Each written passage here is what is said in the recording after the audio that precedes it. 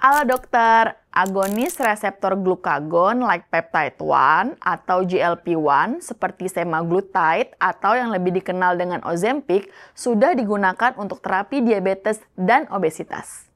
Nah, yang perlu dokter tahu, Ozempic ini dapat menyebabkan efek samping pada pencernaan, terutama saat memulai atau meningkatkan dosis.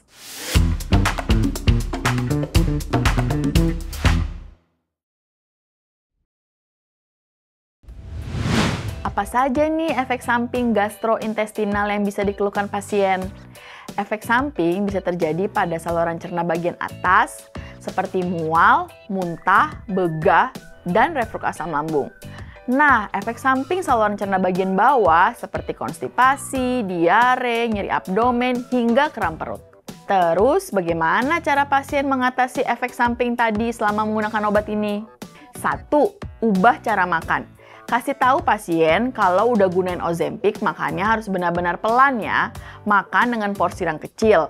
Kebanyakan pasien hanya makan setengah dari porsi yang sebelumnya. Lalu, kalau waktu makan udah ngerasa kenyang, stop makan. Ingat, makan kalau lagi lapar. Kalau nggak lapar, nggak usah. Dibanding langsung makan satu porsi besar, lebih baik makan porsi kecil tapi sering. Tapi nih, kalau pasien nggak punya waktu untuk sering makan porsi kecil, suruh pasien bawa snack buat jaga-jaga.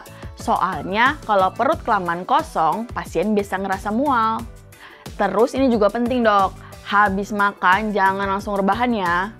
Yang kedua, pilih makanan yang dikonsumsi. Hindari makanan yang gorengan, berlemak, atau terlalu manis. Batasi juga makanan yang sering menyebabkan gas kayak kacang, brokoli, atau gula alternatif. Prioritaskan diet yang mengandung protein rendah lemak, sayuran, dan biji-bijian utuh dengan serat tinggi yang dapat membantu mencegah sembelit dan diare. Oh iya dok, dokter udah tahu belum soal e-course di Alomedica? Di website Alomedica tersedia nih berbagai e-course untuk berbagai bidang yang narasumbernya nggak perlu dokter ragukan lagi.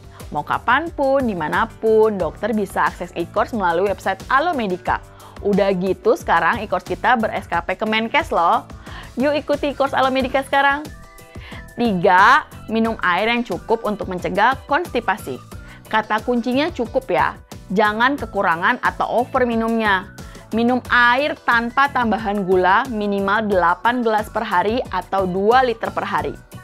Namun, disesuaikan juga dengan kondisi pasien seperti pekerjaan, aktivitas fisik, status kehamilan, bahkan cuaca. Selain itu, pasien tetap harus berolahraga untuk memperlancar pencernaan dan baik juga untuk kesehatan.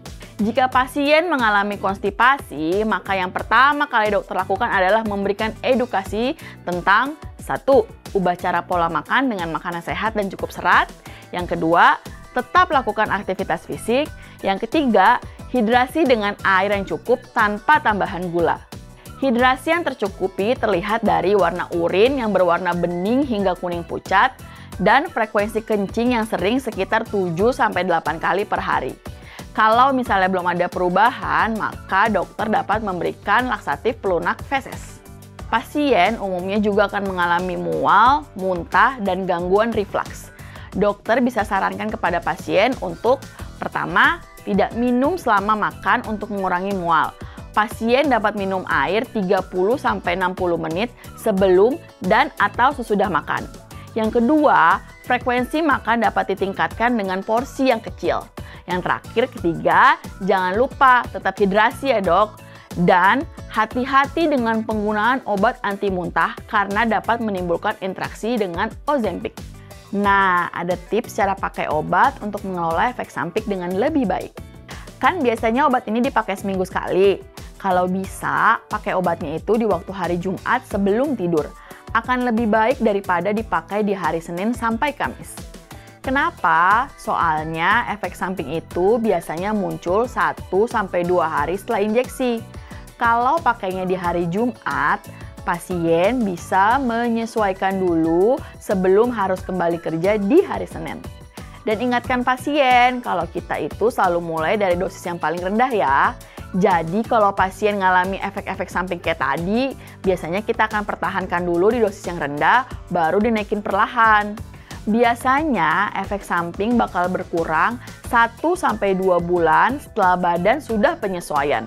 Ingatkan pasien, walaupun efek samping dari obat ini biasanya ringan dan akan membaik setelah adaptasi, pasien dokter wajib hubungin dokter kalau ada salah satu tanda bahaya, seperti pasien nyeri abdomen hebat, mual dan muntah yang nggak berhenti, diare hebat, BAB berdarah atau hitam, ataupun perubahan kebiasaan BAB yang mendadak. Oke dok, video ini membahas beberapa efek samping umum Ozempic. Untuk informasi lebih rinci tentang efek samping, silakan baca di artikel Alomedica ya. Like dan share video ini ke teman-teman dan pasien dokter. Jangan lupa subscribe Alomedica dan nyalakan lonceng notifikasinya. Jadi dokter Anda dalam genggaman, salam Alomedica.